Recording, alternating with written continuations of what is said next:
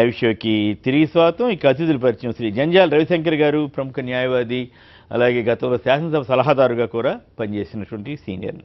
అలాగే శ్రీ దిలీప్ కుమార్ గారు, తెలంగాణ భారతీయ జనతా పార్టీ నేత, శాసన మండలి మాజీ సభ్యులు. శ్రీ ఆళ్ల రామకృష్ణారెడ్డి గారు, వైఎస్ఆర్ కాంగ్రెస్ పార్టీ శాసనసభ్యులు, గుంటూరు జిల్లా మంగళగిరి ప్రాతినిధ్యం వహిస్తున్న సీనియర్ నేత. శ్రీ భానుప్రసాద్ గారు, టీఆర్ఎస్ శాసన మండలి సభ్యులు, వారు కూడా మనతోటి జాయిన్ అవుతారు. అలాగే శ్రీ తెలకపల్లి రవి గారు, ప్రముఖ జర్నలిస్ట్, ప్రముఖ విశ్లేషకులు, వారు కూడా మనతోటి, సాహిత్యకారులు కూడా, వారు కూడా మనతో చర్చలో పాల్గొంటారు.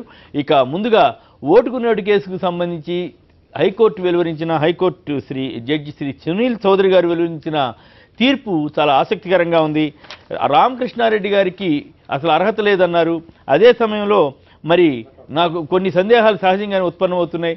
ఎక్కడైనా అవినీతి జరుగుతుందని తెలిస్తే మరి దాని గురించి సంబంధిత వ్యక్తులు మాత్రమే చెప్పాలా, బయట వారు ఎవరైనా చెప్పకూడదా అనేటువంటి ప్రశ్నకి ఈ తీర్పు తావిచ్చిందా అనేటువంటి ఒక చర్చ జరుగుతూ ఉంది. అలాగే మరి వేరే గతంలో ఎక్కడ అవినీతి జరిగినా సరే ఎవరైనా చెప్పొచ్చు అనేటువంటి పద్ధతి ఉండేది. ఫోన్ చేసి చెప్పండి అని కూడా గతంలో తెలంగాణ ప్రభుత్వం సైతం ఫోన్లో ఎవరైనా సరే ఏమైనా చెప్పొచ్చు అని అనేవారు. మరి అంతేకాకుండా పోనీ అర్హత, రామకృష్ణారెడ్డి గారికి అర్హత లేదనుకుంటే మరి చంద్రబాబు గారికి అసలు డబ్బులు ఇవ్వలేదని కూడా, ఎట్లా డబ్బులు ఇవ్వలేదని, అసలు ఆ డబ్బులు అడగలేదని, ఇదంతా మరి ఈ రకమైనటువంటి తీర్పులు ఎలాంటి ప్రభావాన్ని చూపుతాయి?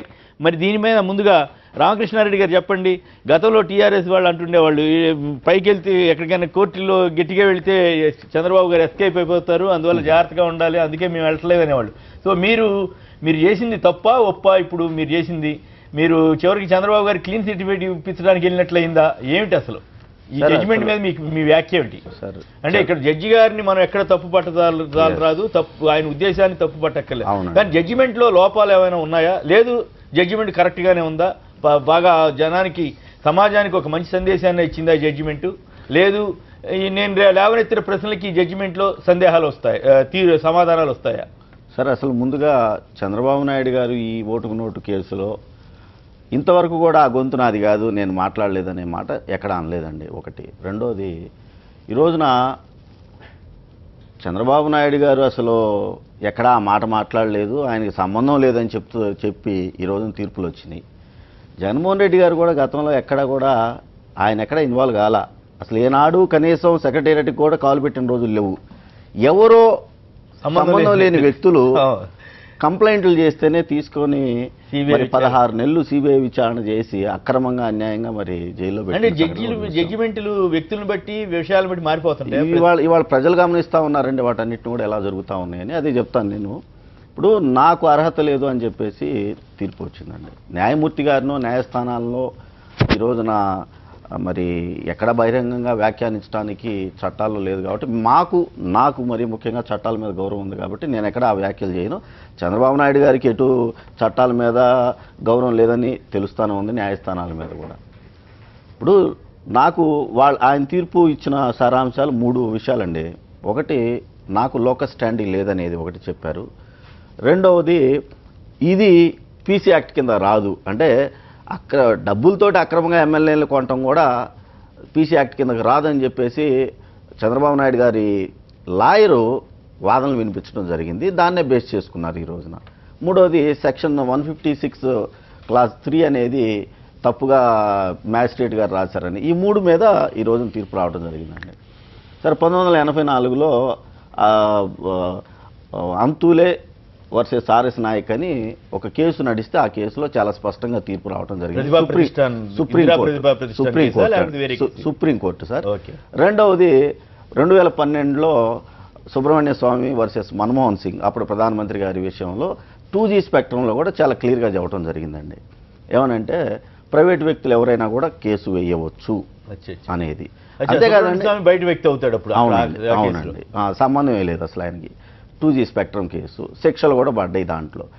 అసలు వీటన్నిటికన్నా ముందు సిఆర్పిసి 190లో చాలా క్లియర్గా ఉందండి. 3 రకాలుగా మ్యాజిస్ట్రేట్ గారు కేసులు, 3 రకాలుగా కేసులు పెట్టవచ్చు అని చెప్పి రాసింది. ఒకటి, పోలీసులు తమంతటిగా తాము కేసుని రిజిస్టర్ చేయొచ్చు. రెండోది, మ్యాజిస్ట్రేట్ గారు సుమోటోగా పెట్టవచ్చు అనేది రెండోది. మూడోది, ఎవరైనా ప్రైవేట్ వ్యక్తులు వాళ్ళకి తెలిస్తే ఒక నేరం జరిగిందని చెప్పేసి పోయి మ్యాజిస్ట్రేట్ గారి దగ్గర కంప్లైంట్ చేయటం. ఈ 3 మన భారతీయ చట్టాల్లో రాసి ఉన్నాయండి. సో 190 సిఆర్పిసి ప్రకారం నాకు అర్హత ఉంది, ఒకటి చట్టం ప్రకారం, రెండోది కేసు లాస్ కూడా చాలా క్లియర్గా చెప్తా ఉన్నాయి, ఈ విధంగా జరుగుతూ ఉన్నాయి, ఈ విధంగా అవకాశం ఉంది అన్నప్పుడు అసలు క్రిమినల్ లాలోనే లోకస్ స్టాండ్ అనే పదం ఎక్కడా వర్తించదు, లేదండి అది. అయినా కూడా అంటే ఒకే కేసులో 2 ఎఫ్ఐఆర్లు రాయకూడదని ఏదో కోర్టు తీర్పు అది చెప్తారండి, అది చెబుతారు, న్యాయమూర్తి గారు చెబుతారు, లేదా అడ్వకేట్లు వాదిస్తారు. ఒకటే 2 వేయటానికి లేనప్పుడు ఒకటే తీసుకోండి. సెక్షన్ 156 సార్, సెక్షన్ 156 క్లాస్ 3 పనికిరాదు అని అనుకున్నప్పుడు 210 ఉందండి, వెంటనే 210కి వెళ్ళాలి వాళ్ళు, సిఆర్పిసి 210కి. సెక్షన్ రాంగ్ కోట్ అయినప్పుడు దాన్ని చూసుకోవాలి, కానీ నా పిటిషన్ కోట్ అయినా కరెక్ట్ కాదు కదా సార్. ఓకే, నాకు డౌట్ ఏంటంటే రైట్, మీకు లోకల్ స్టాండ్ లేదనుకున్నాం, లోకల్ స్టాండ్ సార్ నాకు చంద్రబాబు గారికి సర్టిఫికేట్ ఇవ్వాల్సిన అవసరం ఉంటుందా? ఎలా ఇస్తారు అది కూడా చెప్తాంలేండి. ఎందుకంటే ఇవాళ మరి దురదృష్టవశాత్తు నేను అనకూడదు నాకు తెలియదు, కానీ తెలుగుదేశం పార్టీ జెండాలు మోసిన వాళ్ళు న్యాయమూర్తులుగా వెళ్ళటం, లేకపోతే న్యాయస్థానాల్లో పనిచేయటం, చివరికి తెలుగుదేశం పార్టీకి చీఫ్ ఎలక్షన్ ఏజెంట్లుగా పనిచేసిన వాళ్ళు కూడా ఆ స్థానాల్లో కూర్చున్న వాళ్ళు చాలామంది ఉన్నారండి. ఈ రోజున మరి అలాంటి వాళ్ళు ఇలాంటి తీర్పులు ఇస్తున్నారు, ఇలాంటివి జరుగుతున్నాయి పరిణామాలు అని అంటే ఇంక అంతకన్నా మనం చేయగలిగింది ఉంది. ఇది ప్రజలందరికీ తెలుసు అండి, జరుగుతూ ఉన్నాయి. అయినా కూడా మేము ఎక్కడా కూడా మా పోరాటాన్ని మేము ఆపేది లేదు. ఖచ్చితంగా నేను ఈ తీర్పు మీద నాకు రాజ్యాంగం ప్రకారం ఉంది, నేను సుప్రీంకోర్టుకి వెళ్తానండి. రైట్, ఓకే, సంచలనమైనటువంటి వ్యాఖ్య చేశారు ఫైనల్గా మీరైతే మాత్రం. రవిశంకర్ గారు, మీరు హైకోర్టులో సీనియర్ న్యాయవాది, మీరు దీన్ని ఎట్లా విశ్లేషిస్తారు? అంటే 2 యాంగిల్స్ ఉన్నాయి కొమ్మినేని గారు. ఒకటి, రామకృష్ణారెడ్డి గారికి లోకల్ స్టాండ్ అయి ఉందా లేదా, రెండోది చంద్రబాబు నాయుడు గారికి క్లీన్ చిట్ ఇవ్వటం అనేది రెండు యాంగిల్స్. రామకృష్ణారెడ్డి గారికి లోకల్ స్టాండ్ ఉందా లేదా అంటే ఆల్రెడీ ఒక ప్రాసిక్యూటింగ్ ఏజెన్సీ దీన్ని ఇన్వెస్టిగేట్ చేస్తుంది. ఇన్వెస్టిగేట్ చేస్తున్న దాంట్లో రెండో పిటిషన్.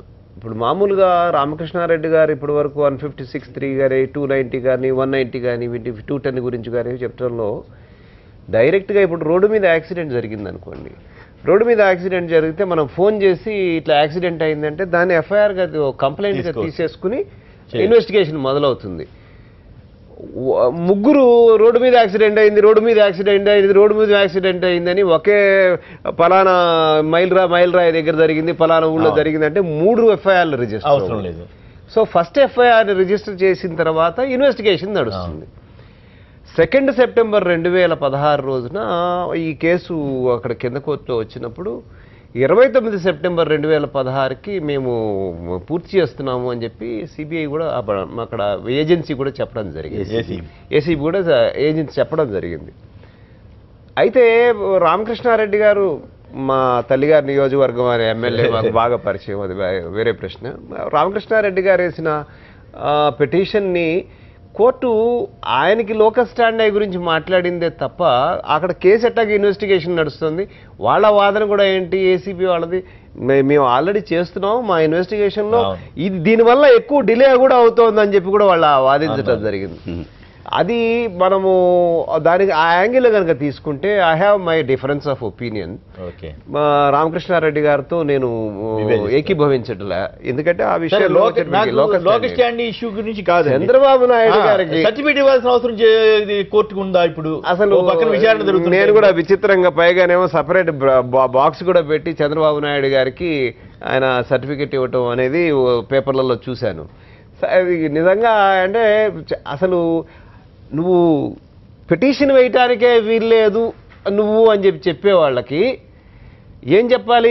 ఈ పిటిషన్ మెయింటైనబుల్ కాదు, డిస్మిస్ చేస్తున్నా, వెనక్కి పంపిస్తున్నాం అని వెనక్కి చెప్పాలి. వెనక్కి పంపిస్తే ఆ కోర్టు నిర్ణయించాలి చంద్రబాబు నాయుడు గారు ఇన్వాల్వ్ అయ్యారా లేదా. అంటే మీరు ట్రయల్ కోర్టు ఇచ్చే జడ్జిమెంట్ మీరు హైకోర్టులోనే ఇచ్చేస్తున్నారు ఆల్మోస్ట్. అది దాదాపుగా కార్డినల్స్ ప్రిన్సిపల్స్ ఆఫ్ లాలో నా ఉద్దేశం క్రిమినల్ ప్రిన్సిపల్స్ లా కరెక్ట్ కాదు. ఎందుకంటే అంటే ఫైనల్గా అన్ఇన్ఫ్లుయెన్స్డ్ బై ది జడ్జిమెంట్ అని చెప్పి మనం ఏమి రాసుకున్నా కూడా ఈయనేం చేయలేదు అంటే ఆయన వాయిస్ ఇదా, ఆయన వాయిస్ కాదా, ఆయన వాయిస్ అవుతుందా లేదా, ఇవన్నీ ఫోరెన్సిక్ ల్యాబొరేటరీ వాళ్ళందరినీ వదిలేసి పైన కూర్చుని పేపర్లు చూసుకుని మనమే చెప్పడానికి అవకాశం లేదు. సో అందుకని కింద పంపుతుంటారా సుప్రీంకోర్టు? అసలు వాళ్ళు పైగా రాయటం కూడా ఏంటంటే ఒక స్టేజ్కి వచ్చిన తర్వాత సడన్ గా జడ్జిలు ఆపేసి no, we don't go into all this because it may influence the main case అని చెప్పి మేము కనుక ఎక్కువ అబ్జర్వ్ చేస్తే మెయిన్ కేసులో కూడా ప్రాబ్లమ్స్ వస్తాయి, అందుకని మేము అబ్జర్వ్ చేయము అని చెప్పి సగంలో ఫ్యాక్ట్ చెప్పేసి అంతవరకు ఆపేసేసి trial court is at liberty to decide అని చెప్పి వెనక్కి పంపించేస్తారు. మరి ఇప్పుడు ఇదేంటి అట్లా మరి ఇట్లా ఇచ్చారు? మరి అంటే మనకే టెక్స్ట్ ఏమో టోటల్ గా ఏదో 90 పేజీలు జడ్జిమెంట్ అని చెప్తున్నారు, నేను చదవలేదు. ఓవరాల్ పేపర్ లో వచ్చిన నాకు ఆశ్చర్యం కలిగించేది ఏంటంటే అది చంద్రబాబు డబ్బు ఇవ్వలేదు, తర్వాత ఏసీబీ పట్టుకున్న మరి డబ్బు ఎవరిది? ఏసీబీ పట్టుకున్న డబ్బు ఎవరిది ఈ లెక్కన? అంటే కేసీఆర్ గారు డబ్బు పంపించాడా ఏంటి లెక్కన? ఇప్పుడు అది ఆ అబ్జర్వేషన్స్ అనేవి మరి కొంచెం ఆలోచించాల్సిన విషయము. దాని మీద ఏంటంటే ఇది జడ్జిమెంట్ కాపీ రాలేదు కాబట్టి నేను దాని మీద కామెంట్ వచ్చినంత పేపర్లో వచ్చినంత వరకు అయితే పేపర్లలో వచ్చింది చాలా వరకు ఏంటంటే మనం పేపర్లలో వచ్చిన దాని ప్రకారం కనుక కామెంట్ చేస్తే మేము అడ్వకేట్లమే కావు. మాకైతే నేను on the face of it చూస్తే నాకు వచ్చిన డౌట్లు మీ తప్ప రైటా అంటే ఎక్కడ అవినీతి జరిగినా సరే ఎవరు బయట వాళ్ళు ఎవరు చెప్పకూడదు, సంబంధిత వ్యక్తులే చెప్పాలా? నో అవినీతి జరిగినప్పుడు మరి చెప్పొద్దని కదా. ఇప్పుడు నీకే సంబంధం అడిగితే కోర్టు ఎవరైనా ఎందుకు అట్లా కాదు. ఒక కంప్లైంట్ ఆల్రెడీ ఉంది, ఒక కంప్లైంట్ చెప్పండి అంతవరకు. మరి ఇప్పుడు ఈ కేసులో అసలు చంద్రబాబు సర్టిఫికేట్లు కూడా ఇచ్చాడు, ఎట్లా ఇచ్చేస్తారు హైకోర్టు? అది రెండో యాంగిల్ గురించి నేను ఖచ్చితంగా మీతో ఎక్కిపోయిస్తున్నాను. ఫస్ట్ దాంట్లో ఆయనతో సార్ రవిశంకర్ గారు, ఇప్పుడు ఒక కంప్లైంట్ ఉన్నప్పుడు రెండో కంప్లైంట్ అనేది అంటున్నారు. నేనేమన్నా అంటే సంవత్సరం 2 నెలలు నిద్రపోతున్నప్పుడు జరగనప్పుడు ఏమంటే పర్టికులర్గా ఆ రోజున చంద్రబాబు నాయుడు గారు గర్జిస్తూ దబాయిస్తూ సెక్షన్ 8 నాగు పోలీస్ స్టేషన్లో ఉండే హైదరాబాద్ నాది అన్నటువంటి వ్యక్తి తెల్లవారేపాటికి లేనటువంటి అమరావతికి ఈ రోజున ప్రభుత్వ ఉద్యోగులందరినీ కూడా ఇబ్బంది పెడుతూ మరి పారిపోయినటువంటి చంద్రబాబు నాయుడు గారు ఈరోజు కేసు సంవత్సరం 2 నెలలు పడగబడిపోతే నాకు లోకల్ స్టాండ్ లేదు. అసలు ప్రాస్పెక్టివ్ అక్యూజ్డ్కే లోకల్ స్టాండ్ లేదండి. ఈ cannot approached the court and honourable high court. Sir అలాంటి దాన్ని కూడా పక్కన పెట్టడము సార్ ఇది ఎంతవరకు సమంజసం? రైట్, నా కేసు కనుక ఒకవేళ తీసుకున్నప్పుడు నాకు లోకల్ స్టాండ్ లేనప్పుడు నేను సుప్రీంకోర్టు కూడా వెళ్ళొచ్చానండి. సుప్రీంకోర్టు అనేది నీకే లోకల్ స్టాండ్ లేదు, నువ్వు అసలు రావడానికి లేదు, బయటకు రావు అని అనేది. అది లేకుండా సింగరాచారి గారు మాజీ న్యాయమూర్తి వారు కూడా న్యాయశాఖలో పనిచేశారు, వారి వ్యాఖ్య ఏమిటో విందాం. సింగరాచారి గారు నమస్కారం, చెప్పండి. ఈ జడ్జిమెంట్ మీద మీ అభిప్రాయం ఏంటి? సునీల్ చౌదరి గారు ఇచ్చిన తీర్పు ఎంతవరకు మీరు ఎట్లా విశ్లేషిస్తారు? మీరు ఇప్పుడు సునీల్ చౌదరి గారు ఇచ్చినటువంటి తీర్పు ఆల్రెడీ చంద్రబాబు నాయుడు మీద ఒక కేసు ఉన్నట్లే. ఫస్ట్ రిజిస్టర్ అయినటువంటి ఎఫ్ఐఆర్ మన రవిశంకర్ గారు చెప్పిండ్రు కదా, అవును, దాని ప్రకారంగా అక్కడ ఒకటి ఎఫ్ఐఆర్ ఉన్నది. అక్కడ స్వర పరీక్ష తేలిన తర్వాత still he can be prosecuted even in the face of the judgment of High Court. మీరు చెప్పిన పాయింట్ బాగుందండి. అయితే ఇక్కడ పాయింట్ ఏంటంటే అసలు చంద్రబాబు డబ్బు ఇచ్చినట్టు ఎక్కడుంది? తర్వాత ఇంకోటి ఏదో వ్యాఖ్య చేశారు ఆయన అట్లా ఆయన ఎక్కడ మాట్లాడారు? టీడీపీ అభ్యర్థికి అనుకూలంగా ఓటేమని అడగలేదు కదా అని జడ్జి కాదు. పెద్ద జడ్జి గారికి సందేహాలు వస్తే మరి కింద జడ్జి గారు ఎట్లా ఫీల్ అవ్వాలి అప్పుడు? ఎప్పుడు కాదండి, ఇప్పుడు ఆయన ఏమన్నారు, దీంట్లో వచ్చిన వార్త ప్రకారం చంద్రబాబు లంచం ఇవ్వజూపలేదు, టీడీపీ అభ్యర్థికి అనుకూలంగా ఓటేయమని అడగలేదు, ఏసీబీని ఏమండి మరి పోకూడదు. ఇప్పుడు ఈ జడ్జిమెంట్ ప్రభావం ఎట్లా ఉంటుంది? ప్రభావము ఏముండదు. ట్రయల్ లో రేపు సుప్రీం మన ఇన్వెస్టిగేషన్ లో కనుక రేపు తేలింది అంటే స్వర పరీక్షలో ఆయనదే టోను అని తేలింది అని అంటే ఈ అబ్జర్వేషన్స్ దీనికి ఏం ఎఫెక్ట్ ఉండదు. తెలంగాణ ప్రభుత్వం అసలు ఎప్పటికీ ఆ స్వర పరీక్ష పంపదు, అప్పుడేంటి పరిస్థితి? అప్పుడు సరే తెలంగాణ ప్రభుత్వం మీద డైరెక్షన్స్ అడగాలి. ఎవరు అడగాలి? ఇప్పుడు జడ్జి గారు తెలంగాణ ప్రభుత్వం నీకే సంబంధం అంటే ఎవరైనా అడగచ్చు, ఎవరైనా అడిగితే నీకే సంబంధం అంటున్నారు కదా. రామకృష్ణారెడ్డి గారు అయితే నీకే సంబంధం అంటున్నారు. సుప్రీంకోర్టు పోవచ్చు రామకృష్ణారెడ్డి గారు అంటే అట్లా కాదు. మా బోటి సామాన్యుల ప్రశ్న ఏమిటంటే జడ్జిమెంట్లు కానీ ఇవన్నీ కూడా వ్యక్తులను బట్టి వ్యవస్థలను బట్టి మారిపోతుంటాయా? మారొచ్చు అట్లా చట్టాలు అందరికీ ఒకే రకంగా బట్టి వ్యవస్థలను బట్టి అనేది ఇప్పుడు మనం కామెంట్ చేయటం కన్నా ఇప్పుడు ఇంకా still Ramakrishna Reddy can approach the supreme court and directions to the Telangana government to expedite the investigation. Okay, అది ఎట్లా చేస్తానని చెప్పారు, అది వేరే విషయం. బట్ కాదు కదా, ఇప్పుడు మీరే అంటున్నారు చంద్రబాబు గారికి సర్టిఫికేట్ ఇవ్వటం వరకు కరెక్ట్ కాదు, లోకల్ స్టాండ్ విషయంలో ఆయన ఇష్టం చెప్పొచ్చు కరెక్ట్ కాదు. ఏమండి? ఫ్యాక్ట్స్ లోకి ఈ స్టేజ్ లో పోయి కరెక్ట్ కాదు. ఫ్యాక్ట్ ఫైండింగ్ ఈ స్టేజ్ లో ఉండదు. Right. రవిశంకర్ గారికి బాగా తెలుస్తుంది నాకన్నా ఎక్కువ. మీరు కూడా జడ్జిగా చేశారంటున్నారు, చేశారు కదా. వాళ్ళు మాకు కూర వండి పెడితేనే ఇది మంచిదా కాదా అని చెప్తాము. కూర వండి పెడితే మంచిదా. రైట్. వైవి రెడ్డి గారు ఒక లైన్ లో ఉన్నారు. రెడ్డి గారు నమస్కారం, మాట్లాడండి. సార్ నమస్తే సార్. మీరేమంటారు? ఏదైనా జడ్జి గారిని జాగ్రత్తగా మాట్లాడాలా, జడ్జి గారిని ఎక్కడ ఉద్దేశాలు ఆపాదించకూడదు. హలో చెప్పండి సార్. మీ షోస్ రెగ్యులర్ గా చూస్తుంటాం సార్. రెండు విషయాలు చెప్పాలి సార్. చెప్పండి. ఒకటి, న్యాయ వ్యవస్థ మీద అయితే నిజంగా ఇక్కడ మాకు కాన్ఫిడెన్స్ పోతుంది.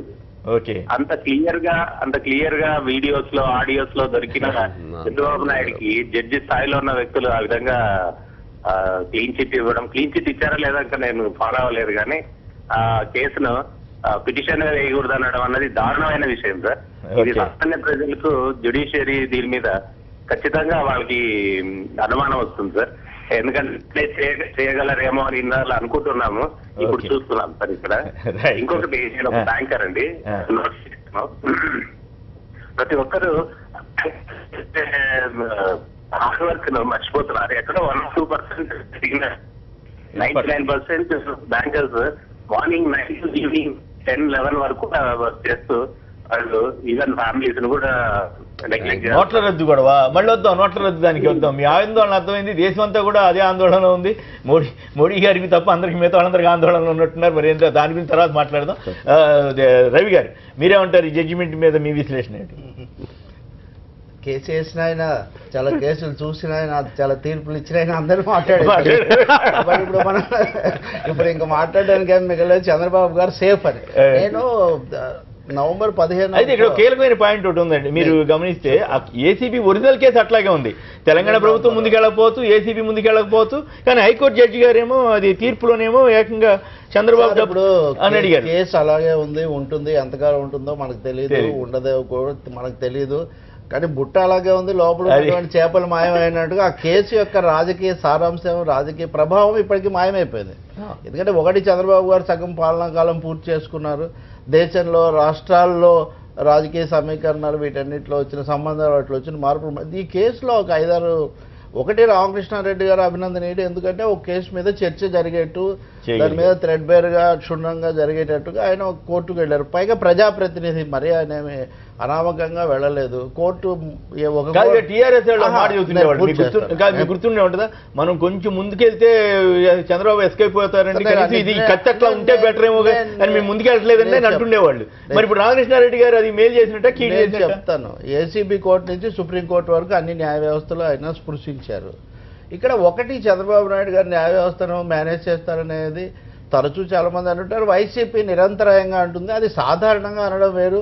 ఒక్కొక్క తీర్పు వచ్చినప్పుడు ప్రతిసారి కూడా దాన్ని నిర్దిష్టంగా ఆపాదించటము, నన్ను పూర్తి చేయడం, దాన్ని అది నిజమైంది అన్న విధంగా మాట్లాడడం, అది నిలబడదు. ఊరికి అలా మాట్లాడడం అనేది మనం చేసే కొన్ని పనులు శత్రువుకు లేదా ప్రత్యర్థికి, రాజకీయ ప్రత్యర్థికి మేలు చేస్తున్నాయో లేదనేది ఎవరికి వాళ్ళు పరీక్షించి ఇప్పుడు ఉదాహరణకు నేను నాగార్జున రెడ్డి గారి మీద అభిశంసన నోటీస్ ఇవ్వగానే సీతారాం యేచూరిని చంద్రబాబు నాయుడు పావుగా వాడుకున్నాడని నేను ఒక .comలో తెలుగు global.com అనే దాంట్లో చూస్తున్నా. సీతారాం యేచూరి, శరద్ యాదవ్, ఒక 61 మంది ఎంపీలను ఆయన అంటే ఒక విధంగా మరి లాయర్లు అందరూ ఆయనకు అనుకూలంగా, లాయర్లు కొందరు, అందరు కదా, కొందరు లాయర్లు ఇచ్చారు.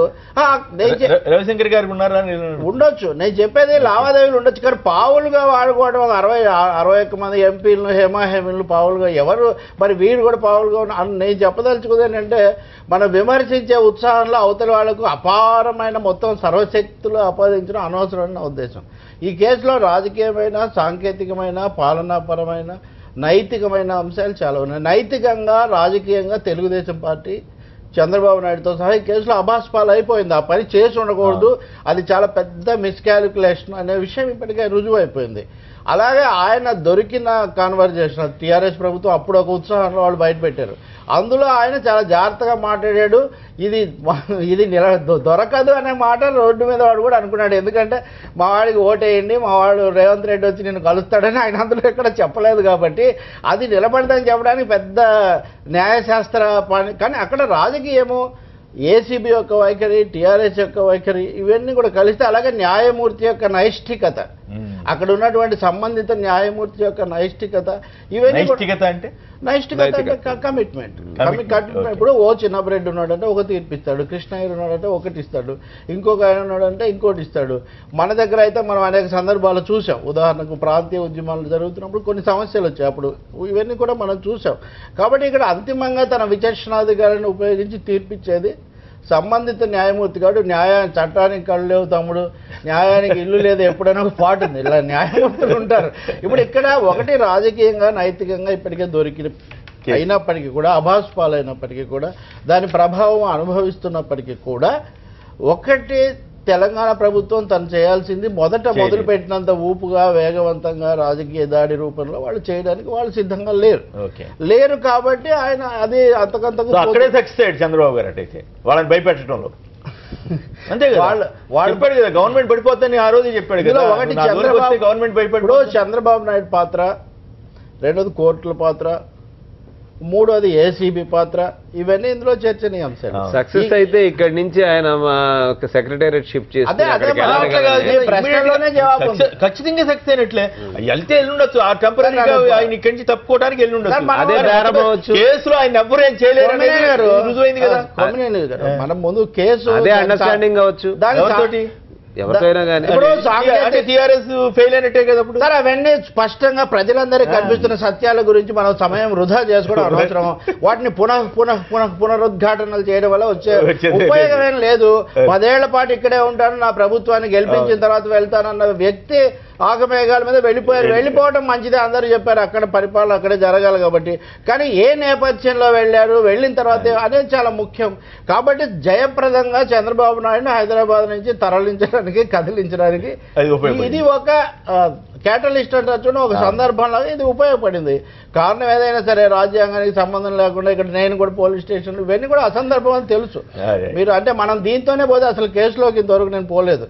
మొదటిది లోకల్ స్టాండీ వారికి ఉందా లేదా, అంటే ప్రత్యక్ష సంబంధం ఉందా లేదా అనే విషయం ఎట్లా ఉన్నా కానీ దాని ప్రభావాన్ని ప్రశ్నించే అధికారం ఆయనకు ఉంది. కాబట్టి ఏసీబీ నుంచి సుప్రీంకోర్టు వరకు కూడా ఈ కేసు ఎంటర్టైన్ చేశారు.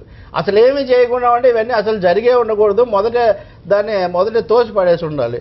ఇక రెండవది ఏసీబీ ఈ కేసులో తన పాత్ర దాన్ని నిర్వహించిందా లేదా అంటే వాళ్ళ వాదన చాలా, చంద్రబాబు నాయుడు వాదన, లాయర్ వాదన, ఏసీబీ లాయర్ సునీల్ కుమార్ వాదన రెండు ఒకటే విధంగా ఉండడం, రెండు ఒకటే విధంగా ఉండడం ఎలా సంభవం? ఏ కేసులో రవిశంకర్ అంటే ఏసీబీ తరపు న్యాయవాది చంద్రబాబు నాయుడు తరపు న్యాయవాది శ్రీనివాస్, జడ్జి గారి పేరు కూడా సునీల్ అని ఉండేది. వీళ్ళిద్దరి వాదనలు ఒకటే విధంగా ఉండడం ఎలా జరిగింది? లోకల్ స్టాండ్ ఉందో లేదో మా ప్రత్యర్థి మీద ఒక కేసు వచ్చినప్పుడు ఆయన వాదన బలపరిచి మేము అనే మాట ఇక్కడ చెప్పలేదు, రెండు మాటలు చెప్పారు. ఏది ఏసీబీ ఆ డబ్బు చంద్రబాబు గారిది అవునో కాదో మేము నిర్ధారించుకోవాలి, అంటే ఎవరిదో మేము నిర్ధారించుకోవాలి. ఈ మాట అనడం ద్వారా సాక్షాత్తు తెలంగాణ ముఖ్యమంత్రి కేసీఆర్ నే దాదాపు అంటే డబ్బు ఆయనదని చెప్పకపోయినా కానీ ఇది తెలుగుదేశం పార్టీ ఆదేశాలతో జరిగిందన్న మాట బహిరంగంగా 1-2 సార్లు టీఆర్ఎస్ పార్టీ ముఖ్యమంత్రి బ్రహ్మదేవుడు కూడా కాపాడాడు కానీ కేసీఆర్ గారు కాపాడగలరని నేను అప్పుడే చెప్పాను. కాబట్టి ఇక్కడ ఆయన నేను కాపాడాను అనలా. కాబట్టి ఇది రెండో మాట. ఇక మూడో మాట 105(2) కింద జేఎంఎం కేసులో ఏదైతే అంతకుముందు తీర్పిచ్చున్నారో ఒక సభ్యుడు బయట లంచం తీసుకున్నప్పటికీ కూడా దాని మేరకు కనుక చట్టసభలో ఏదైనా చర్య తీసుకుంటే అది ఇమ్యూనిటీ, దాని మీద మనం ఏం చేయలేమని చాలా విచిత్రమైన వాదన జరిగేది. జంధ్యాల శంకర్ గారికి తెలుసు 105(2) కింద లంచం తీసుకొని ఓటేస్తే తప్పు, ఓటేయని వాళ్ళ తప్పు కాదని ఒక వాదన వచ్చింది. శిబు సెరేనా ఆయన కోడలు సీతా సెరేనా ఇద్దరికీ వచ్చింది కేసు. అంటే లంచం తీసుకొని ఓటేయకపోవడం ఇంకా పెద్ద తప్పు కదా. కాబట్టి కోర్టు ఇప్పుడు అది పునఃపరిశీలనలో ఉంది. నేను చెప్పదలుచుకుంది ఏంటంటే మొదటి దశలో ఏసీపీ కోర్టు ఏ వాదన అయితే ఆధారంగా పక్కన పెట్టిందో వీరి కేసును, ఆ వాదనను సుప్రీంకోర్టు ఇప్పుడు పునఃసమీక్షిస్తుంది. 105(2) చెల్లదని ఇప్పుడు అయిపోయిందండి. డెఫినెట్ చంద్రబాబు గారి డబ్బులు కాదు ఏసీబీ కోర్టు ఎట్లా ప్రొసీడ్ ఉద్దేశంలో high court has exceeded its brief, high court judgement has exceeded its brief. ఇది మెయింటైనబుల్లా కాదా అంతవరకు చెప్పుకుంటే అంతవరకు మీరు చెప్పుండొచ్చు. మిగిలిన ఎవరు ఇప్పుడు సుప్రీంకోర్టు ఏం చేసింది, హైకోర్టు చూసుకుంటుందని చెప్పింది. అదే విధంగా హైకోర్టు ఏం చెప్పాల్సింది, it is not maintainable, you again go back to the ACB court, there the judge will dispose of the case అని చెప్పాల్సింది.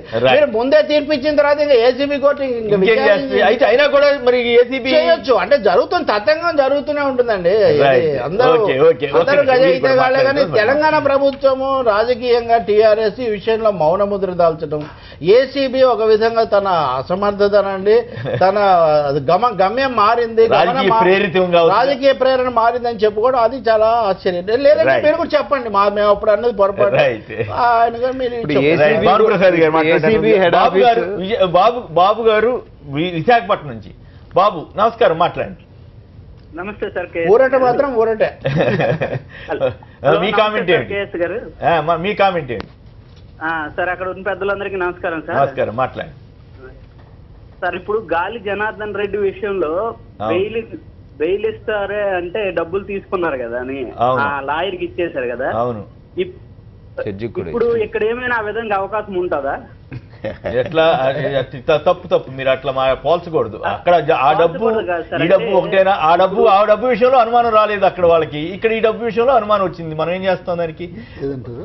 అది వేరే సంబంధం అండి. గాలి జనార్దన్ రెడ్డి గారి డబ్బు అని అంటుంటేను డబ్బు అనట్లేదు, బెయిల్కి ఇవ్వడానికి డబ్బు ఇచ్చింది కదా. ఇది కూడా అట్లాంటి అవకాశం ఏమైనా ఉందా అని అడుగుతున్నాను. అట్లా అనకూడదు. అటువంటి ఆరోపణలు ఏవి కూడా అక్కడ ప్రూవ్ అయినంత వరకు. రైట్. ఇప్పుడు ఎందుకు ఏమంటారు, తెలంగాణ ఏసీబీ వ్యవహారం కానీ కేసీఆర్ గారు కానీ ఈ కేసులో మీకు ప్రతిష్ట ఇది ఇక్కడ క్వశ్చన్ ప్రతిష్టన అనేటువంటిది మనం కేస్ బై కేసుని ఇందులో మనకు ప్రతిష్టన అనేటువంటి ఇదిలో ఉండదు. మొట్టమొదటి అసలు ప్రభుత్వానికి ఉన్న ఏసీబీ ఎంక్వైరీకి సంబంధం లేనటువంటి విషయం. ఏసీబీ తనకు ఎంక్వైరీ అనేటువంటిది తనది చేస్తున్నది. అనేక మంది అధికారుల మీద ఎన్నో కేసులు పెట్టింది. ప్రభుత్వం చేసినప్పటికీ కూడా, వ్యక్తులు రేడ్ చేయించినప్పటికీ కూడా మళ్ళీ ఆ అధికారులు కోర్టుల నుంచి మళ్ళీ నిర్దోషులుగా ప్రూవ్ చేసినటువంటి కేసెస్ చాలా. అది ఎంత పెద్ద ఉన్నతమైన అధికారులు కావచ్చు.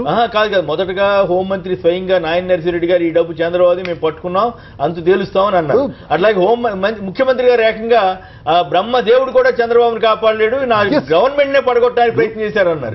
మరి ఇవన్నీ హైకోర్టు దృష్టికి ఎందుకు చెప్పలేకపోయారు? ఎక్కడ వైఫల్యం చెందారు? ఇది మీకు ఇది చంద్రబాబు గారికి ప్రతిష్ఠ పెంచారా, మీరు అప్రతిష్ఠ పాలయ్యి చంద్రబాబు గారికి ప్రతిష్ఠ పెంచారా ఈ కేసులో? సార్ ఇద్దరికి ప్రతిష్ఠ లేదా? ఆ విషయం ఎట్లయితే హైకోర్టులో అంత గొప్ప ఎవరికి ప్రతిష్ట ఎవరికి ఉంది అనేది అన్ని తెలిసినటువంటిదే. కానీ ఎవరి ప్రతిష్ట తెలిసినటువంటి. బట్ ఇక్కడ ఒక ఇన్వెస్టిగేటింగ్ ఏజెన్సీ తన పని తాను చేసుకుపోతున్నది. తనకు ఉన్నటువంటి దారిలో తను ఇన్వెస్టిగేట్ చేసుకుంటూ వెళ్తున్నది. ఆ రోజు ఉన్నటువంటి సర్కమ్స్టాన్షియల్ ఎవిడెన్సెస్ని చూసినటువంటి సందర్భంలో అక్కడ ఏవైతే ముందు కనబడుతున్నాయో, ముఖ్యమంత్రి గారు కానివ్వండి, హోంమంత్రి గారు కానివ్వండి, వాళ్ళు కూడా మనం ఎట్లయితే కామెంట్ చేసినామో వాళ్ళకు ఉన్నటువంటి కనబడుతున్నటువంటి వాస్తవాల ఆధారంగా చెప్పినటువంటిది. అనేక సందర్భాల్లో కోర్టుల్లో మనకు అట్లా ఈ విధంగా కనబడేటువంటి అంశాల మీద ఏ రకమైనటువంటి జడ్జిమెంట్లు వచ్చినాయనేటువంటి చూసినాం. ఇది ఒక్కటే కాదు, ఈ దేశంలో అనేకమైనటువంటి జడ్జిమెంట్స్ మనకు కనబడుతున్నటువంటి ఇదికి తర్వాత జనరల్ రవిశంకర్ గారు లాంటి అడ్వకేట్లు వాదించి దాన్ని మార్చేసినటువంటి దాంట్లో కొత్త పాయింట్ తీసుకోవచ్చు. నారాయణ గారు, శంకర్ గారు కాదు, అట్లాంటి వ్యక్తులు ఎవరైనా కానివ్వండి దాంట్లో తీసుకొచ్చేటువంటి పాయింట్స్ ముందు అవి తట్టుకోకపోవచ్చు. సో అది మనం కేసు బుక్ చేసేంత వరకు ప్రభుత్వం చేతిలో ఉన్నప్పటికీ కూడా కోర్టుకు పోయిన తర్వాత అక్కడ వచ్చేటువంటి ఆర్గ్యుమెంట్స్, అక్కడ వచ్చేటువంటి ఇదిని ఫేస్ చేయడం అనేది సందర్భం. జాగ్రత్తగా మాట్లాడారు. రేవంత్ రెడ్డి అయితే ఇందులో రేవంత్ రెడ్డికి ఇన్వాల్వ్మెంట్ ఉందా లేదా? ఆ డబ్బు తెలుగుదేసిందా కాదా? డెఫినెట్ గా ఉంది. పంపించిందా కాదా? మీరేమనుకుంటున్నారు? మేమనేటువంటిది ఏంటంటే రేవంత్ రెడ్డి అనేటువంటి వ్యక్తి తెలంగాణ ప్రాంతానికి సంబంధించినటువంటి ఆ పార్టీకి సంబంధించినటువంటి వర్కింగ్ ప్రెసిడెంట్. ఆయన చంద్రబాబు నాయుడు నుంచి తెచ్చుకున్నాడా లేకపోతే ఇంకొక దగ్గర నుంచి తెచ్చుకున్నాడా అనేటువంటి మేము చెప్పలేదు. కానీ రేవంత్ రెడ్డి అనేటువంటి తెలంగాణ తెలుగుదేశం పార్టీ స్పష్టంగా చెప్పాడు. అక్కడ మాట్లాడినటువంటి ప్రతి మాట స్పష్టంగా తప్పకుండా నిలుస్తుంది. రేవంత్ రెడ్డి అక్కడెక్కడ కూడా ప్రూఫ్ అనేటువంటిది చంద్రబాబు ఇచ్చినట్టుగా నేననేది కోర్టుల విషయం మీకు తెలుసు, నాకు తెలుసు. ఇప్పుడు అక్కడ ఎవరు చేసినా కూడా మనం కాన్స్పిరసీ చేసిన వాళ్ళని ప్రూవ్ చేయడం కష్టమేనా ఎక్కడైనా కానివ్వండి. ఈ ఒక్క కేసులో అనట్లేదు, అనేకమైనటువంటి మర్డర్ కేసులో కానివ్వండి, అనేకమైనటువంటి కేసులో కానివ్వండి, ఎవరైతే అక్కడ ఇన్వాల్వ్ అయి ఉన్నారో వాళ్ళే పోయేటువంటి ఇదిలో ఉంటుంది. కానీ బట్ దాన్ని అనుకున్నటువంటి కాన్స్పిరెన్సీలు బయటకు వచ్చేటువంటి అవకాశాలు చాలా తక్కువ, చాలా సందర్భాల్లో కూడా, చాలా సందర్భాల్లో. ఇక్కడ మాత్రం స్పష్టంగా ఎవరైతే అక్కడ స్పాట్ లో ఇన్వాల్వ్ అయి ఉన్నటువంటి రేవంత్ రెడ్డి అవుతున్నాడో ఆయన చిప్పకూడు తినడం గ్యారంటీ అనేటువంటిది సిఎల్పిలో మేము టీఆర్ఎస్ ఎల్పీలో నిన్నగాక మొన్న కూడా మేము స్పష్టంగా చెప్పాము. మేము స్పష్టంగా చెప్పాము ఆయన చిప్పకూడు తినడం గ్యారంటీ అని మేము స్పష్టంగా చెప్తున్నాం, ఈ రోజుకి చెప్తున్నాం. ఆయన చెప్పకూడదుతో పాటు చంద్రబాబు నాయుడు గారు చెప్పకూడదు, అది మీ రాజకీయ ఇంటెన్షన్, అది మాకు సంబంధం లేదు. అది మీ ఉద్దేశం, మీరు ఆపాదించుకునేటువంటి ఉద్దేశం. చార్జ్ షీట్ లో అన్నిసార్లు పేర్లు ఉన్నప్పటికీ అంటే వాయిస్లు మేము ప్రూవ్ చేసి ఇప్పించినప్పటికి ఇప్పుడు బాలు గారు ఇందా చెప్తున్నారు సార్, చట్టం తన పని చేసి అది ఏసీబీ దాని పని తాను చేస్తా ఉందనేది. సార్ సంవత్సర కాలం పాటు ఏసీబీ పని చేయలేదు అనడానికి ఉదాహరణ ఏంటంటే నేను కేసు వేసిన తర్వాత మాత్రమే వాళ్ళు ఏసీబీ కోర్టు ముందు ఆ రోజు రేవంత్ రెడ్డి గారు అండ్ కంపెనీ హాజరవడం జరిగిందండి. సంవత్సరం కాలం పాటు అసలు కోర్టుకు వెళ్ళిన దాఖలా లేదు, అసలు ముందుకే పోలేదు కేసు.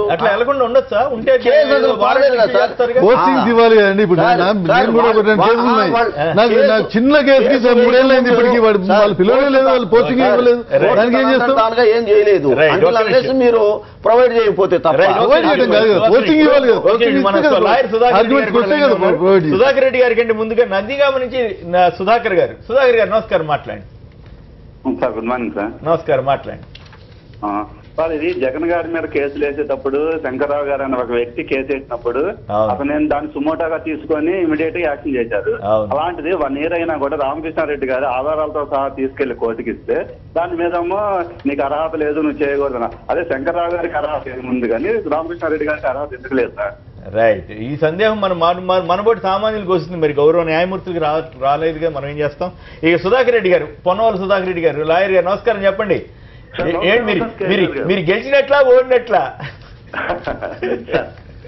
మేము ఓడి గెలుస్తాం సార్, లేదు ఖచ్చితంగా గెలుస్తాం. చంద్రబాబు నాయుడు గారికి న్యాయ శాస్త్రం మీద అపారమైన పట్టుంది, అది మరొకసారి రుజువైంది. న్యాయ శాస్త్రం మీద ఉంది, మీకు అపారమైనటువంటి పట్టు మరొకసారి రుజువైంది ఇక్కడ. అది మేము ప్రజల దగ్గర తీసుకుపోయినాం. రెండో విషయం, పిటిషనరు ఎమ్మెల్యే గారు రామకృష్ణారెడ్డి గారు చాలా క్షుణ్ణంగా చెప్పారు లోకల్ స్టాండీ మీద, దానికి నేను చెప్పాల్సిన అవసరం కూడా లేదు. ముఖ్యంగా జంధ్యాల రవిశంకర్ గారు ఒక విషయం చెప్పారు, దాంతో విభేదిస్తున్నారు, అందుకని లైన్ లోకి రావడం జరిగిందండి. చెప్పండి, పర్వాలేదు. ఒక కేసు, ఒకరు యాక్సిడెంట్ జరిగితే ఒకరు ఫస్ట్ ఫోన్ చేస్తే అది ఎఫ్ఐఆర్ కింద నమోదు అవుద్ది, రెండో వాళ్ళు చేస్తే ఎఫ్ఐఆర్ కింద నమోదు కాదు, మూడో వాళ్ళు చేస్తే ఎఫ్ఐఆర్ కింద నమోదు కాదు, కానీ 161 కింద నమోదు అవుద్ది. అది చందా రవిశంకర్ గారు చెప్పడం నాకు భావ్యం అనిపించి చెప్తున్నాను. 2, వారు విభేదించిన విషయం ఏంటంటే ఆల్రెడీ ఇన్వెస్టిగేషన్ ఇక్కడ జరుగుతుంది, ఇంకొకరు ఛాన్స్ లేదు, ఇంకొకరు దీన్ని చట్టం దీన్ని ముందుకు తీసుకుపోవాల్సినటువంటి అగత్యం అవసరం లేదనే ఒక దృక్పథంతో జంధ్యాల రవిశంకర్ గారు చెప్తున్నారు. చాలా తప్పండి అది. ఒక్కసారి వారిని నేను మనవి చేస్తున్నా, సెక్షన్ 210 సిఆర్పిసి చూసుకోమని. సెక్షన్ 210 సిఆర్పిసిలో ఏం చెప్తుందంటే, procedure to be followed when there is a complaint case and police investigation in respect of the same offence.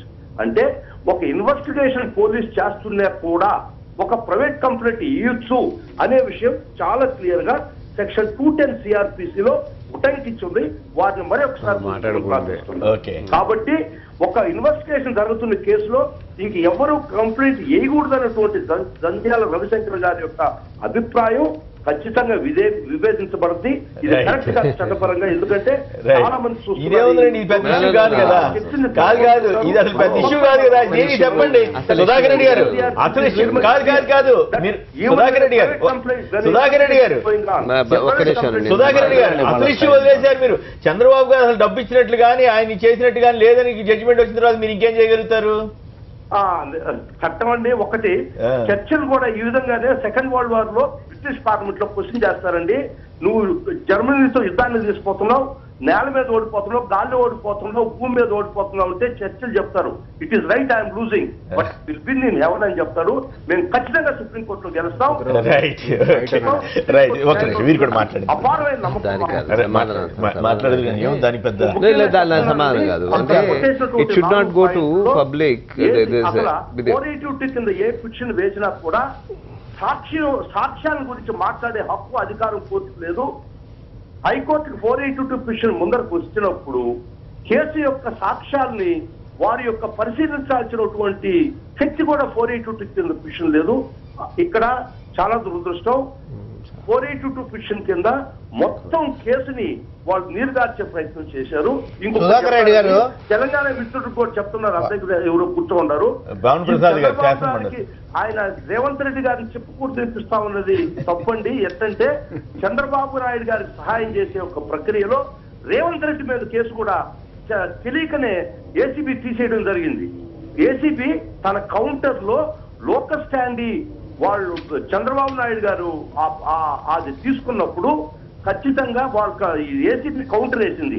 Local stand అనేది అప్రస్తుతం, ఈ చంద్రబాబు నాయుడు గారు ఈ యొక్క ప్రస్తావన చేయడం తెలివి తక్కువ అని చెప్పి కౌంటర్ వేసి ఆర్బిట్కి వచ్చేసరికి వాళ్ళు మిలాఖత్తై లోకల్ స్టాండీ కూడా తెలంగాణ ఏసీబీ చెప్పడం జరిగింది.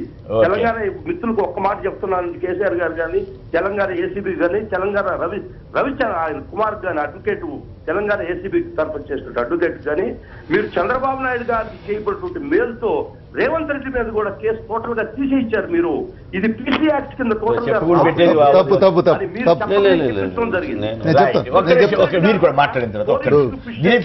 కవర్డ్ ఆర్డర్ చెప్పి ఆయన కూడా కొట్టేసుకోవచ్చు.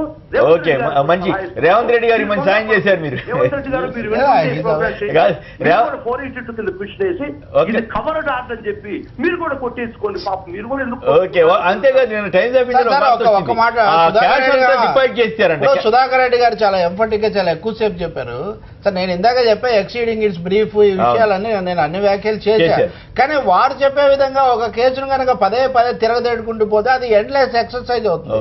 దాన్ని యాడ్ చేయడము, దాన్ని అదనంగా ఇన్పుట్ గా స్వీకరించడం అది వేరు తప్ప ఇక్కడ ఒక పార్టీకి సంబంధించిన ఎమ్మెల్యే ఎవరో చేశారు కాబట్టి ఆ పార్టీ అధ్యక్షుడు లేదా ఆ పార్టీ ముఖ్యమంత్రి తప్పకుండా ఉండి ఒక ఏదో ఒక గొంతును పట్టుకొని వెళ్ళడానికి ఎలా కుదురుతుంది? అది జరిగిన తర్వాత కుదురుతుంది.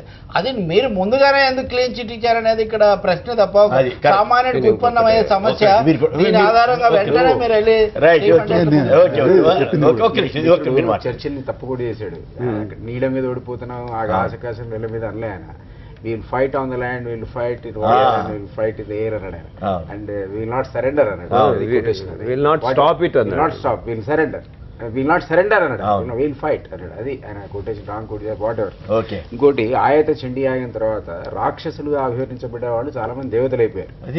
ఎందుకయ్యారో మనకేం తెలుసు, మీరు చెప్పారు.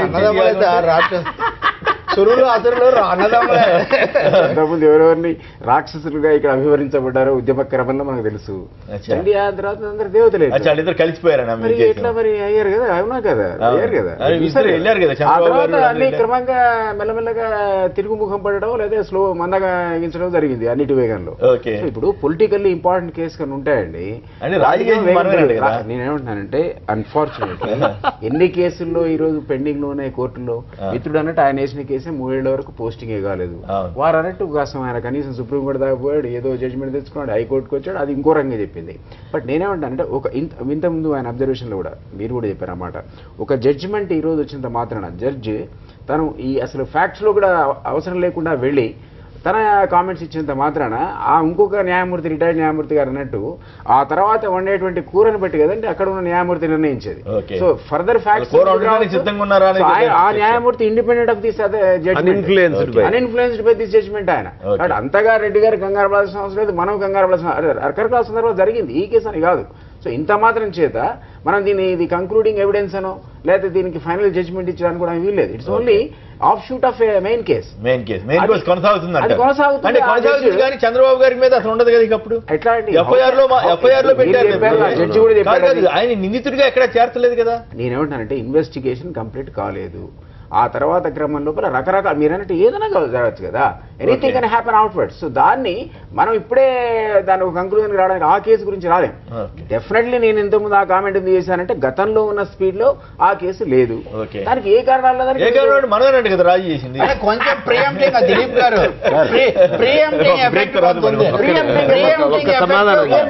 ఒక్క నిమిషం దిలీప్. సోదరుడు సుధాకర్ రెడ్డి గారు మాట్లాడుతూ 210 గురించి మాట్లాడారు. 210 అనేది ఎట్లా అంటే బహుశా ఎవరన్నా నన్ను కొట్టి నన్ను పొడిచిన తర్వాత ఇన్వెస్టిగేషన్ సరిగ్గా జరగకపోతే 200 కింద నేను పిటిషన్ వేసుకుని అయ్యా ఇన్వెస్టిగేషన్ సరిగ్గా జరగట్లేదు నా దాని మీద బేస్ చేసుకుని ఆ ఎవిడెన్స్లు విట్నెస్లు కాకుండా అడిషనల్ విట్నెస్లు వీళ్ళందరూ ఉన్నారు, వీళ్ళందరినీ మీరు పరిగణలోకి తీసుకోలేదు కాబట్టి మీరు వీళ్ళని కూడా తీసుకుని వేయమంటే అప్పుడు ఈ పిటిషన్ కూడా నెంబర్ చేసి ఆ క్రైమ్ తో కలిపి వింటారే తప్ప రామకృష్ణారెడ్డి గారు ఈ క్రైమ్ కి సంబంధం లేని విషయం. ఇది ప్రాసిక్యూషన్ ఏసీబీ వాళ్ళు ఉన్నారు. సో ఆ ఎగ్జాంపుల్ కరెక్ట్ కాదు. అట్లా సార్ రవిశంకర్ గారు చెప్పినట్టు మేము వేసింది అదే. చంద్రబాబు నాయుడు గారి పేరు 30 సార్లు పైగా ఛార్జ్ షీట్ లో పేర్కొనబడింది. చంద్రబాబు నాయుడు గారి వయసుని మేము ఫోరెన్సిక్ ల్యాబ్ లో మేము టెస్ట్ చేయించి ప్రూవ్ చేయించేసాము, అయినా వీళ్ళని చేర్చలేదు, చేర్చండి అనే మేము వేసాం సార్. అంతేగాని మేమేమి అథెంటిక్ గా ఏమి లేకుండా మేము ఇలా దాంట్లో కంప్లైనెంట్ రామకృష్ణారెడ్డి గారు కాదు, కంప్లైనెంట్ కి మాత్రమే అధికారం ఉంది 210 కింద. 210 కింద కంప్లైంట్ 190కి వస్తాము, 190 సిఆర్పిసికి వస్తాము మేము. ఎప్పుడైతే మీరు సంవత్సరం 2 నెలలు 4 నెలల కాలంగా అసలు ముందుకు తీసుకువెళ్ళట్లేదు కేసుని, ఖచ్చితంగా ఎనీ సిటిజన్ ఆఫ్ అసలు ఈ ప్రపంచంలో ఎవరైనా కేసు వేయొచ్చు అండి, విదేశీయుడు కూడా ఈ దేశంలో కేసు వేయొచ్చు, ఎక్కడ ఇండియన్ సిటిజన్ వేయాలని లేదు. సో అలాంటప్పుడు మేము వేయడానికి ఎందుకు లేదు? 190 చాలా సిఆర్పిసి చాలా క్లియర్ గా చెబుతా ఉంది ఎవరైనా కేసు వేయొచ్చు అని. సో నాకు అర్హత లేదని అనడం కరెక్ట్ కాదు. మీరు కూడా చెప్పేసి వేరే అంశంలోకి వెళ్దాం. ఏంటి ఆయుధ చండీ ఆగిన తర్వాత రాక్షసులు దేవతలు అయిపోయారంటే ఇద్దరు కలిసిపోయారంట. అంటే వాళ్ళతో చాలా కాలం సావాసం చేసిన వాళ్ళతో సాహసం. First of all Sudhakar Reddy గారు చెప్పినట్టు లోకల్ స్టాండింగ్ విషయంలో వచ్చేప్పటికీ ఈ ఏసీబీకి సంబంధించినటువంటి అడ్వకేట్ కూడా అదే వాదన ఎందుకు వినిపించారు అనేటువంటిది ఒకటి ప్రశ్నిస్తున్నారు. ఎస్ డెఫినెట్ గా వినిపించాల్సి ఉంటుంది. లేకపోయినట్టయితే రేపు పొద్దున మా దగ్గర ఉన్నటువంటి ఐఏఎస్ ఆఫీసర్ కావచ్చు, ఒక రాజకీయ నాయకుడు కావచ్చు, ఒక మంత్రి కావచ్చు, రేపు పొద్దున ప్రతి ఒక్కరు వచ్చి వీళ్ళ మీద కేసేస్తూ కూర్చున్నట్టయితే మరి మా వ్యవస్థ ఎట్లా నడుస్తుందండి? నిన్నటి వరకు 2 రాష్ట్రాల మధ్యలో ఒక రకమైనటువంటి వాతావరణం ఉన్నటువంటిది ఉంది. ఈ రోజు కూడా రవి గారు లేస్తే మళ్ళీ పాత ఇదిని తీసేటువంటి పరిస్థితి ఉంది. కాబట్టి అటువంటి వాతావరణమైనటువంటి పరిస్థితుల్లో డెఫినెట్ గా మేము మా లోకల్ స్టాండింగ్ మా ఇదిని ఎవరో వచ్చి ఏదో వచ్చి ఇది చేయడానికి లేదు. మా యొక్క ఆర్గ్యుమెంట్స్ ని మేము కాపాడుకుంటాం. డెఫినెట్ గా వాళ్ళు 482 క్వాష్ పిటిషన్ లో ఏం వేశారంటే చంద్రబాబు నాయుడు గారు లోకల్ స్టాండీ ఉంది, ఆయన దీంట్లో ముద్దాయని చెప్పి రాస్తూ ఇక్కడ ఆర్గ్యుమెంట్స్కి వచ్చేతలకి నా లోకల్ స్టాండింగ్ క్వశ్చన్ చేశారు. అంతేగాని చంద్రబాబు నాయుడు గారు లోకల్ స్టాండింగ్ క్వశ్చన్ చేయాల. మీరు క్లియర్ గా ఉన్నట్టయితే ఇద్దరిని క్వశ్చన్ చేయాలి. నన్నొక్కండి, నా పిటిషనర్ నన్నొక్కండి. కేసులో ఇన్వాల్వ్ అయినటువంటి వాళ్ళ లోకల్ స్టాండింగ్ అవసరం లేదు. ఇప్పుడు ఎవరైనా ఇక్కడ నుంచి యూపీ నుంచి వచ్చి ఇక్కడ ఉన్నటువంటి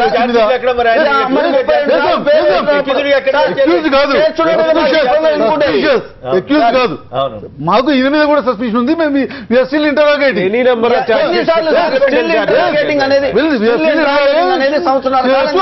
సస్పిషన్ ఉంది. మేము దానికి సంబంధించినటువంటి రాజకీయ వివాదాల్లో మమ్మల్ని తేవాల్సినటువంటి అవసరం లేదు. రాజకీయ పార్టీల మధ్యలో ఉన్నటువంటి వివాదాల్లో మమ్మల్ని తేవాల్సినటువంటి అవసరం లేదు.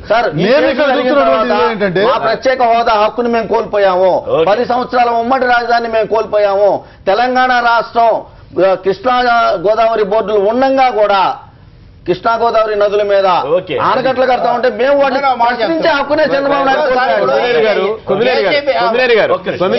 కేసుకు దీన్ని వైసీపీ టీడీపీ మధ్యలో ఘర్షణ లేదా టీఆర్ఎస్ టీడీపీ మధ్యలో రాజకీయ ఘర్షణ ఇంకా పెంచి ఆంధ్రప్రదేశ్ తెలంగాణ ప్రయోజనాల మధ్య ఘర్షణ వరకు తీసుకోవడం సమంజసం కాదు. కానీ భానుగారి నేను పాత విషయాలంటే కేసీఆర్ గారు అన్నవే చెప్పాను. కానీ ఇక్కడ సమస్య ఏమొస్తుందంటే ఏసీబీ తన పని తాను చేసిపోతుంది అనుకున్నప్పుడు ముఖ్యమంత్రి గారు ప్రత్యేకించి అంతగా సింహగర్జన చేయాల్సిన అవసరం ఉండదు. ఉద్యమ సమయంలో అనేక సందర్భాల్లో రవి గారికి నాకే అనేక సందర్భాల్లో ఆర్గ్యుమెంట్స్ దాన్ని కోట్ చేద్దామా, దాన్ని రోజు కోట్ చేద్దామా? అనేక సందర్భాల్లో మీకు నాకే అనేక రకాలైనటువంటి ఆర్గ్యుమెంట్స్ భానుగారు ఇక ముందు కూడా చేస్తాం, మనం వాదిస్తాం. కానీ అలా చేసినప్పుడు సందర్భంలో వచ్చిన వాదనలు ఈ రోజు అవసరం లేదు. ఆ రోజుల్లో ఏసీబీ వెళ్ళి ముఖ్యమంత్రి గారికి నివేదించింది. కేసీఆర్ చేశారు కదా, అధికారులు మార్చేశారండి.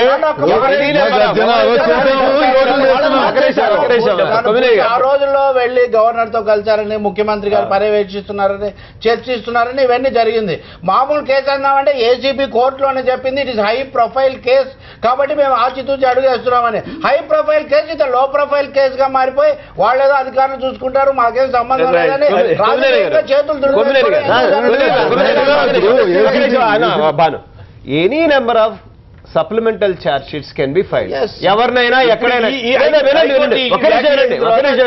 మీకు నాకు మా అన్న భానుకి అందరికీ తెలుసు, ఏసీబీ ఇవాల్టి వరకు కామన్ గానే Hyderabad Banjara hills road number 12లో అందరికీ కామన్ గానే ఉన్నది.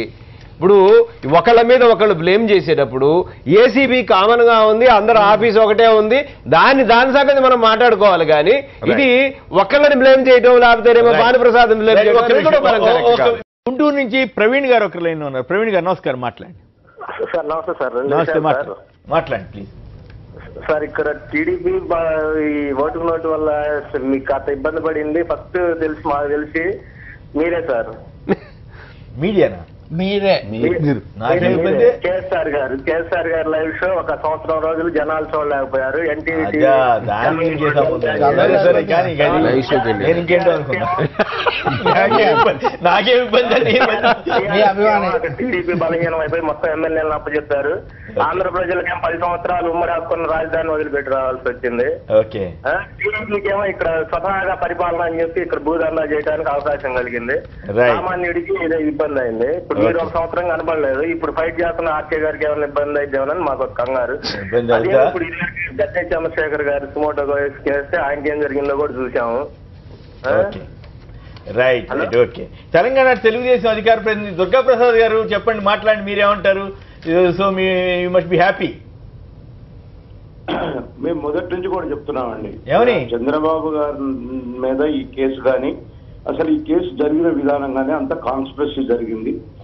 కోర్టులో తెలుసుకుంటాం. ఎస్, కుట్రే. కోర్టులో తెలుసుకుంటాం. కోర్టుల ద్వారా ఎవరు చేశారు కుట్ర? ఆయన అంటల్లా, చంద్రబాబు నాయుడు గారు అంటల్లా. ఎవరు చేశారు కుట్ర? కేసీఆర్ గారా? న్యాయస్థానం మీద నమ్మకం ఉంది మాకు. ఖచ్చితంగా రేవంత్ రెడ్డి గారి మీద కానీ, అటు ముఖ్యమంత్రి గారి మీద కానీ ఇట్లా అభియోగం ఇది కావాలని ఒక కుట్ర చేసి పన్నాగంబన్ని దాంట్లో ఇది చేసింది. కాకపోతే ఇప్పుడు రేవంత్ రెడ్డి గారికి ఇంకా కోర్టులో ఉంది కాబట్టి దాని గురించి ఎక్కువ మాట్లాడినాం. అది కూడా నిలబడదని చెబుతున్నారు కదా. భానుగారు మాట్లాడుతున్నారు, చాలా మాట్లాడుతున్నారు, చెప్పకూడదు తింటారని. ప్రజలు చెప్తారు రేపు. ప్రజలు ఇవాళ ప్రజలు 100 సార్లు చెప్పారు. తెలంగాణ 100 సార్లు చెప్పారు ప్రజలు రేవంత్ రెడ్డి గారికి. మీరు అది జీర్ణించుకోలేక మీడియాలోకి వచ్చి చెప్పకూడదు తినిపిస్తాం, అది తినిపిస్తాం. ప్రజాస్వామ్యం రేవంత్ రెడ్డి గారు గెలుస్తారో లేదో చూద్దాం. ఉన్నాం భాను ప్రకాష్ గారు, మీరు చూస్తుండండి ఏం జరగబోతుంది. చూద్దాం. దుర్గాప్రసాద్ గారు రేపు పొద్దున ఎక్కడైనా డిపాజిట్ రాలేదు ఇంతవరకు. మొన్న జరిగినటువంటి ఏ ఎలక్షన్ లో డిపాజిట్ రాలేదు. మీరు చేసిన ఈ కుట్రని ప్రజల్లోకి తీసుకెళ్తున్నాం. కుట్ర చెప్పట్లేదు దుర్గాప్రసాద్ గారు. ఇంతకీ అసలు మేమే కుట్ర చేయదలుచుకున్నట్టయితే ఈ పాటికి చంద్రబాబు నాయుడు గారు కూడా ఇదే పరిస్థితిలో ఉండేవారు. మేము కుట్ర చేయదలుచుకున్నట్టయితే మేమే కుట్ర చేయదలుచుకున్నట్టయితే అంటే కేసు కుట్ర కాదు, మేము ఇంకా మేము నిజంగా ఇప్పుడు కేసు జరిగింది. దుర్గాప్రసాద్ గారు ఆరోపించేది ఏంటంటే మేము కుట్ర చేశామని. ఇప్పుడు అటువంటి సర్కమస్టెన్సెస్ లో దొరికిన తర్వాత మేము కుట్ర చేయదలుచుకున్నాం అనుకోండి, పూర్తిగా ఇన్వాల్వ్ చేసేవాళ్ళం. ఇంకా కుట్ర చేయకుండా రాజీ పడిపోయారా? రాజీ పడలేదు. మేము వాస్తవాలు మాత్రమే ప్రదర్శిస్తున్నాం. ఎట్లా వాస్తవాలు ప్రదర్శిస్తే? వాస్తవాలు మాత్రమే చెప్పాం. 33 సార్లు ఎఫ్ఐఆర్ లో పెట్టినటువంటి వ్యక్తి పేరు అక్యూజ్డ్ ఎందుకు చేర్చలేకపోయింది ఏసీబీ? అట్లాగే ఛార్జ్ షీట్ అనుకోండి, ఛార్జ్ షీట్ ఇంకా ఛార్జ్ షీట్లు ఫైల్ చేసేటి ఉన్నాయి. అయిపోలేదు ఛార్జ్ షీట్లు. చేస్తారా? అయిపోలేదు ఛార్జ్ షీట్లు, ఛార్జ్ షీట్లు అయిపోలేదు. డెఫినెట్ గా ఇంటరాక్షన్ ఇంకా కూడా ఛార్జ్ షీట్లు వేస్తున్నాం అందులో. కాదు ఇప్పుడు అక్కడ ఆ సూట్ కేసు కుట్రా, లేకపోతే చంద్రబాబు గారు ఆడియో కుట్రా, రేవంత్ రెడ్డి గారు మాట్లాడింది కుట్రా, లేకపోతే అసలు ఏంటి కుట్ర ఏంటి? మాకు తెలకపల్లి రావు గారికి అర్థం కావట్లేదంట. రవి గారికి అక్కడ ఉన్న వాళ్ళందరికీ తెలుసు ఇది ఏం జరిగింది అనేది. ఇది ఏ రకంగా ఎస్టాబ్లిష్ అయిందో కూడా తెలుసు. ఇవాళ ఇక్కడ టిఆర్ఎస్ పార్టీ ఏదైతే రేవంత్ రెడ్డి గారి మీద చేస్తుందో అక్కడ వైఎస్ఆర్సీపీ కూడా చంద్రబాబు నాయుడు గారి మీద కుట్ర చేసింది. ఏం కుట్ర చేసిందండి? రేవంత్ రెడ్డి గారు డబ్బులు పట్టుకుని పోయి కూర్చుంటే తప్పలేదు, మీకు అది చాలా స్వచ్ఛంగా కనబడుతుంది. దుర్గాప్రసాద్ లాంటి వ్యక్తులకి దుర్గాప్రసాద్ లాంటి వ్యక్తులకి రేవంత్ రెడ్డి గారికి పోయి డబ్బులు కూర్చుండబెట్టి డబ్బులు లెక్క పెట్టిస్తూ ఒక సామాజిక వర్గం గురించి మాట్లాడుతూ ఉన్నటువంటి రేవంత్ రెడ్డి మీకు పెద్ద గొప్ప వ్యక్తిలాగా, రాజకీయాల్లో ఒక ఆదర్శమైనటువంటి వ్యక్తిలాగా మీలాంటి ఇదిలో కనబడుతున్నారు. ఈ కేసులో ఒకటే చెప్తున్నాము, మా రవి కూడా చెప్పాను, ఈ కేసులో ఖచ్చితంగా కోర్టులో ఏం జరుగుతుందో మీకు కూడా తెలుసు. అంటే రవి కూడా 2-3 సార్లు చర్చ చేశారు దీని మీద. తీర్పు మేము న్యాయస్థానం అనేది మాకు మొదటి నుంచి గౌరవం ఉంది. అనేక సార్లు మేము న్యాయస్థానాల్లో మా కోర్టు మా మీద వేసినటువంటి దుర్గాప్రసాద్ గారు కేసులు మొత్తం కూడా కొట్టివేయబడ్డాయి. అవునండి, తెలుగుదేశం పార్టీ జెండా మోసిన వాళ్ళు న్యాయమూర్తులై కూర్చుంటే ఇంకా ఇట్లాంటి ఏం జరుగుతాయి?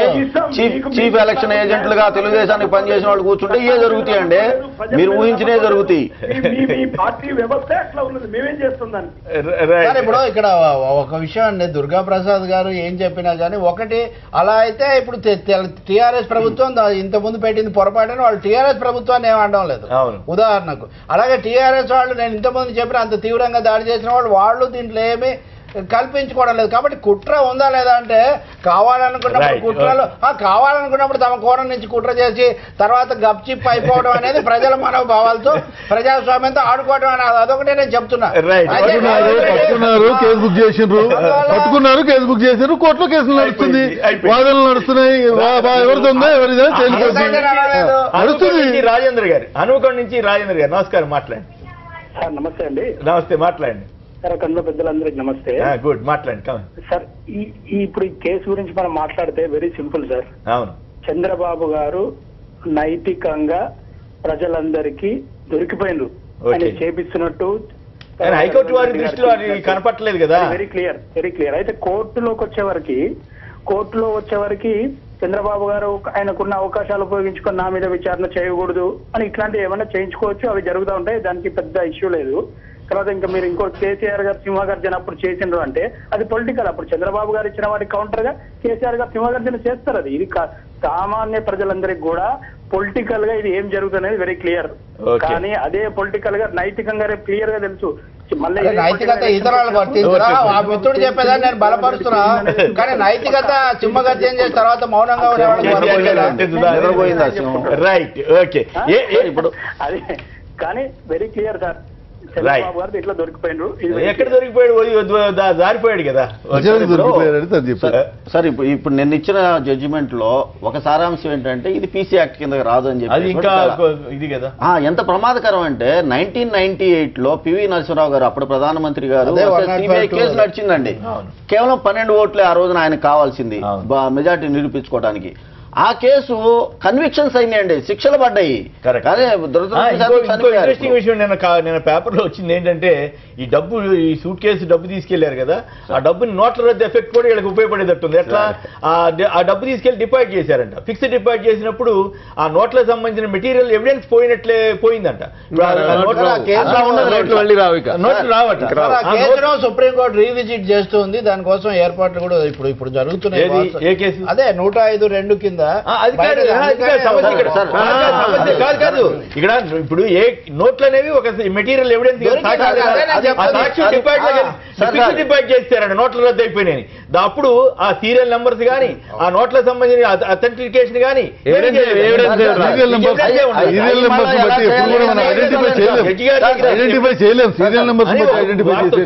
అవి ఎలా ఉన్నా కూడా మళ్ళీ దాని మీద న్యాయస్థానాలు న్యాయమూర్తులు వాళ్ళ తీర్పులు ఉంటాయిలేండి సార్. అది మా విషయం ఏంటంటే సార్, ఇప్పుడు అలా తీర్పిస్తే ఇది ఏసీబీ పరిధి కిందకి రాదా అంటే ఎమ్మెల్యేలు అక్రమంగా రేపొద్దున ఎవరు కొన్నా కూడా ఇబ్బంది లేదా ఉద్యోగస్తులు ఎవరు లంచం తీసుకున్నా కూడా మరి అంతే కదా సార్. ఏసీబీ బోర్డులు ప్రతి చోట చూస్తా ఉంటాం.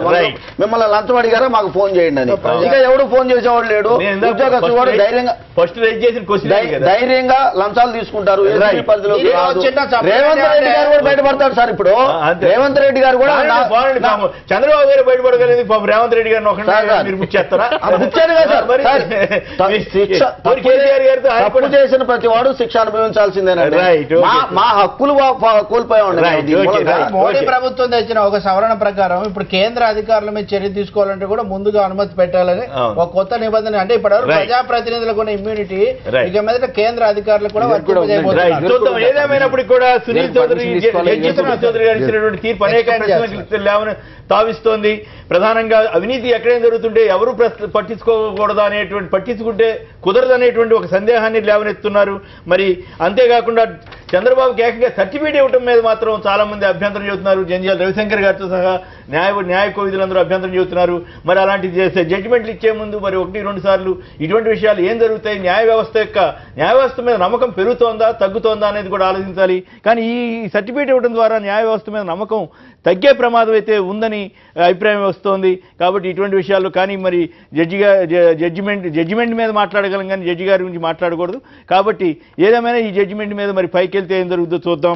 ఇక జంధ్యాల రవిశంకర్ గారు, దిలీప్ కుమార్ గారు, భానుప్రసాద్ గారు, తెలకపల్లి రవి గారు, ఆళ్ళ రామకృష్ణారెడ్డి గారు, పొన్నవల సుధాకర్ రెడ్డి గారు, అనేక మంది మాట్లాడారు. సింగరాచార్య గారు, అందరికి కూడా ధన్యవాదాలు. ఇది నేటి వార్తా విశ్లేషణ కార్యక్రమం. నమస్కారం.